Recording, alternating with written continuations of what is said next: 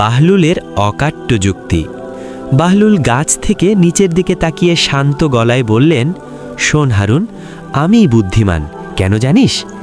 এক, ক্ষণস্থায়ী বনাম স্থায়ী।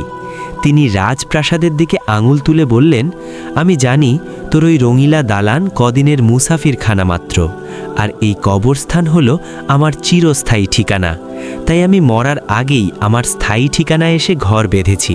আর তুই এই ধুলোবালির দুনিয়াকে সাজাতে গিয়ে তোর আসল ঘরটাকেই ভুলে আছিস। দুই, গন্তব্যের ভয়।